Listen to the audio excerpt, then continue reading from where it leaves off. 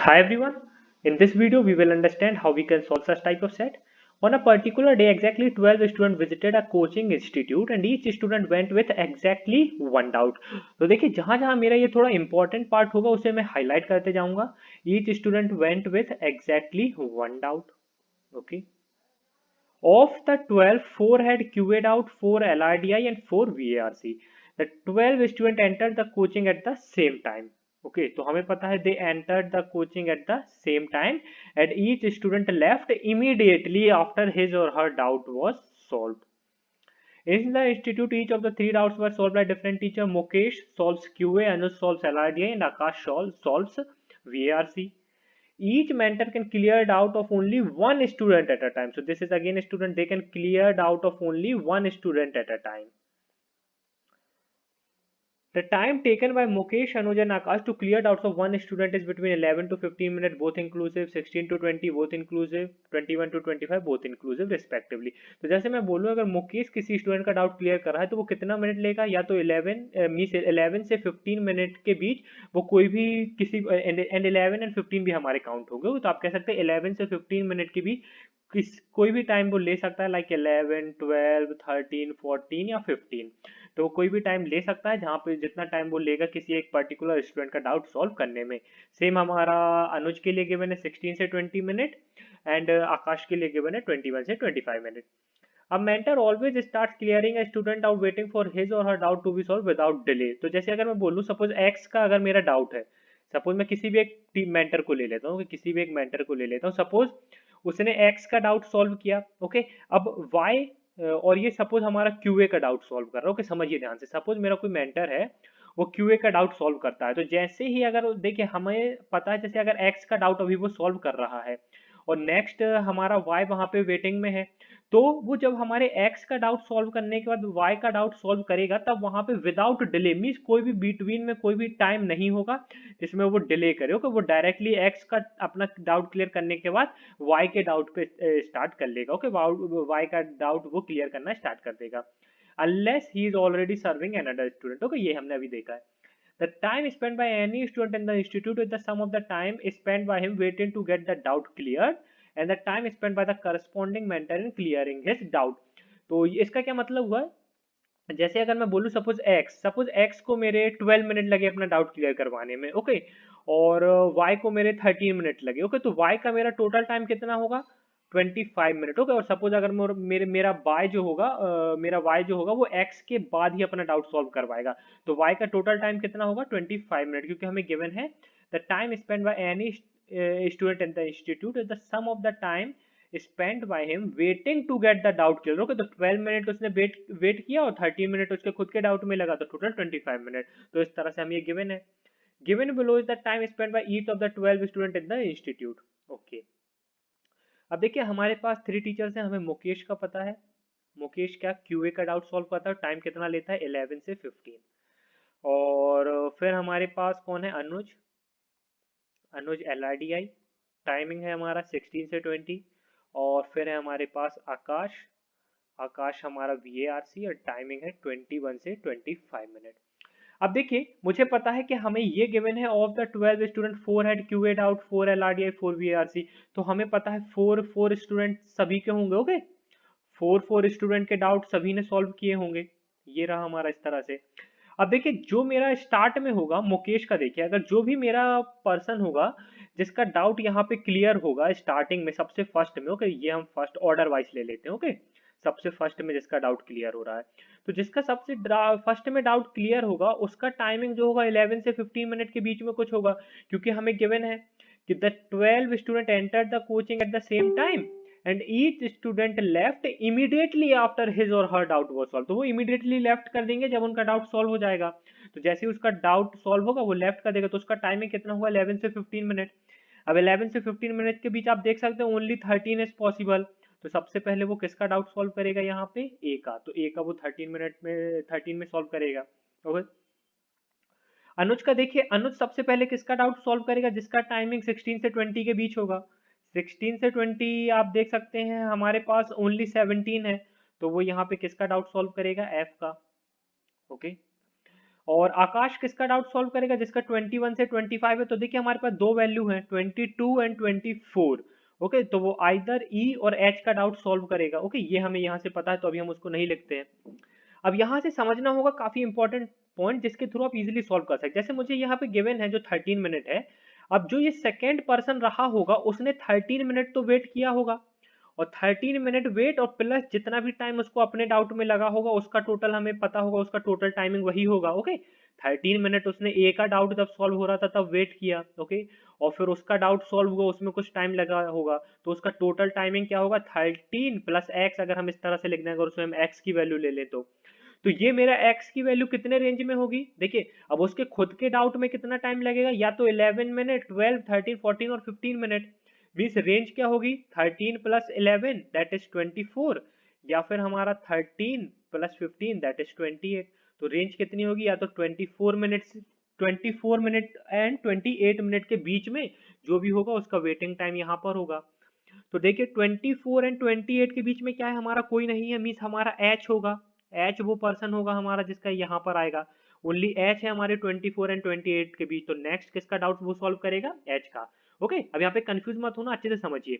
ए का उसने doubt solve किया 13 मिनट लगे, फिर उसने एच का डाउट सॉल्व किया। अब एच के डाउट सॉल्व करने में उसको कितने मिनट लगे, 11 मिनट। ओके, तो एच का टोटल टाइम कितना होगा 24, क्योंकि 11 मिनट तो उसको खुद के डाउट सॉल्व होने में लगे, और 13 मिनट जब एक्स का डाउट सॉरी ए का डाउट सॉल्व हो रहा था तब उसने वेट किया। तो ये भी हमें इंक्लूड करना है, हमें ये गिवन है हमारे पास। Okay, the time spend by any student in the institute is the sum of the time spent by him waiting to get doubt clear and the time spent by the corresponding mentor in clearing his doubt. Okay, the time spent by any the sum of the time spent by him waiting, okay, waiting and और जो भी उसका clearing his doubt। तो ये आ जाएगा हमारा 24। अब 24 यहाँ पर आ गया तो अब मुझे यहाँ पर मिल जाएगा मेरा ई। ओके, यहाँ पे सिर्फ ओनली पॉसिबिलिटी बची, अभी हमने देखा था ई और एच में से कुछ एक पॉसिबल था, तो ओनली पॉसिबिलिटी बची कि हमारा ई वहाँ पे आ जाए।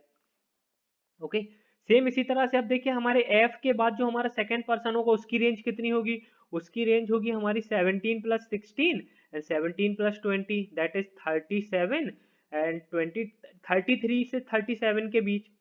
अब 33 से 37 के बीच हमारे देखिए दो वैल्यू आती हैं, एक तो हमारा k आता है और एक c आता है। ओके, तो अभी हम इसको होल्ड पे रखते हैं। ई का देखते हैं, जब मेरा ये आकाश वाला देखते हैं, इसका रेंज हमारा क्या आएगा, जो सेकंड पर्सन होगा 22 plus 21 that is 43, 22 plus 25 that is 47। तो 43 से 47, 43 से 47, अब देखिए 43 से 47 90 69, एक ये तो हो गया हमारा 43, और कोई नहीं है हमारा 43 और 47 के बीच, तो यहाँ पर हमारा डायरेक्टली 43 आ जाएगा। ओके, तो यहाँ पर हमारा क्या आएगा, जी आएगा हमारा, और जी यहाँ पे हमारा 43 आ जाएगा। ओके, अब यहाँ पर देखते हैं हम, थर्ड पर्सन जो होगा उसका टाइमिंग कितना होगा 24 प्लस जो हमारी ये रेंज है, मीन्स रेंज क्या है 24 प्लस 11 दैट इज 35, या 24 प्लस 15 दैट इज 39। ओके, तो जो हमारी यहाँ पर रेंज होगी वो कितनी होगी 35 से 39। अब 35 से 39 के बीच ओनली वन आता है हमारा 36, तो यहाँ पर कौन आ जाएगा सी, और यहाँ पर आ जाएगा हमारा 36। अब यहाँ पर सी आ गया तो हमारा यहाँ पर आएगा 33। ओके, क्योंकि हमने देखा था 36 या 33 में से कोई एक यहाँ पर आता तो 33 यहाँ पर आ जाएगा, यहाँ पर आ जाएगा हमारा के।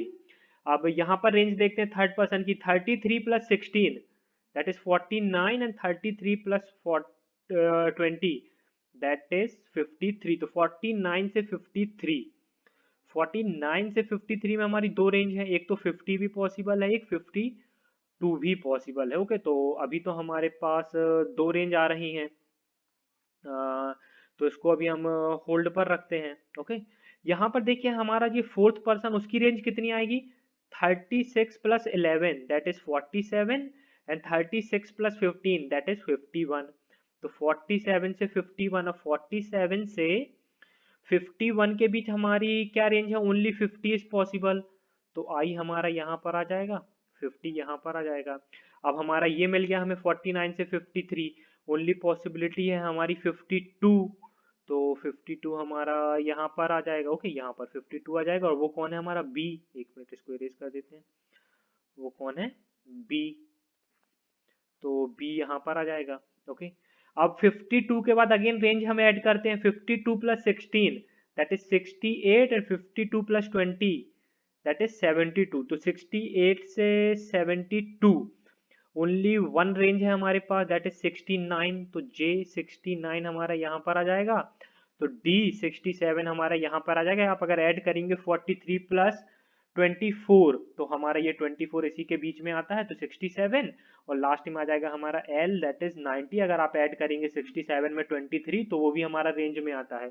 तो इस तरह से हमें पता चल गया कि किस ऑर्डर में ये हमारे स्टूडेंट है और उनका डाउट कौन क्लियर कर रहा है। तो अब आ जाते हैं अपने क्वेश्चंस पर। Who among the following doubt was cleared by Anuj. तो अनुज ने किस किस का डाउट क्लियर किया है, एफ के बी और जे। एफ के बी और जे, तो आप देख सकते हैं ओनली बी यहाँ पर पॉसिबल है, एफ के बी और जे में तो हमारा आंसर हो गया B. What is the maximum time that Mukesh took to clear doubt of any student. Mukesh took, okay देखिए फर्स्ट में उसको कितना टाइम लग रहा है, फर्स्ट में उसको 13 लग रहा है, फिर हमें 11 लग रहा है यहाँ पर, फिर यहाँ पर 12 लग रहा है और फिर यहाँ पे 14 लग रहा है। ओके, तभी ये हमारा 36 प्लस 14 50 हो रहा है। तो 40 मिनट इज द हाईएस्ट, तो हमारा आंसर क्या हो जाएगा, option number 3 that is 14। Who among the following doubt was not cleared by Mukesh? Was not cleared by Mukesh? तो A, C, I और H, तो A भी है हमारा, C भी है, I भी है, K नहीं है हमारे पास, तो डायरेक्टली हमारा आंसर हो गया K। K का डाउट कौन सोल्व कर रहा है, अनुज, तो हमारा आंसर हो गया K। Who among the following spent the maximum time waiting to get his doubt cleared in the institute? Okay, who among the following spent the maximum? I का देखते हैं। आई का यहाँ पे मेरे कितना है 36 मिनट उसे वेट किया, क्योंकि 14 मिनट तो उसके खुद के डाउट में लगा है। तो आई का मेरा कितना वेट किया उसने 36 मिनट। बी का देखते हैं, बी का यहाँ पे 52 मीन्स बी को यहाँ तक कितना टाइम लगा, बी को यहाँ तक लगा 33 मिनट। ओके, जी का देखते हैं, जी को यहाँ तक कितना टाइम लगा 22। और सी को देखते हैं, सी को यहाँ तक कितना टाइम लगा 24। ओके 24। तो हमें क्या पूछा गया है, who among the following spend the maximum time waiting to get his doubt clear. तो मैक्सिमम टाइम किसने वेट किया है, हमारा ए ने, दैट इज आई ने हमारा वेट किया maximum time that is 36 minute. So guys यहाँ पर हमारा सेट कंप्लीट होता है। आप देख सकते हैं किस तरह से इस टाइप के सेट को हम सॉल्व कर सकते हैं। ये एक मॉडरेट लेवल सेट कहेंगे। ओके, काफ़ी अच्छा सेट था। इस टाइप के सेट के आने के चांसेस होते हैं कैट में, क्योंकि एक लॉजिक बेस्ड सेट होते हैं। तो आपको अप्रोच देखना होगा कि किस तरह से इस टाइप के सेट को हम सॉल्व कर सकते हैं। तो आपको ध्यान रखना है, कभी भी अगर हमारा रेंज से रिलेटेड सेट आए तो आपको कुछ नहीं करना है, आपको रेंज का यूज़ करना है। जैसे हमने यहाँ पे तीनों ही हमने जो भी हमारे मेंटर्स हैं उनके में हमने रेंज का यूज़ किया और अपना वैल्यूज फाइंड किया। Okay, so thank you guys and happy learning.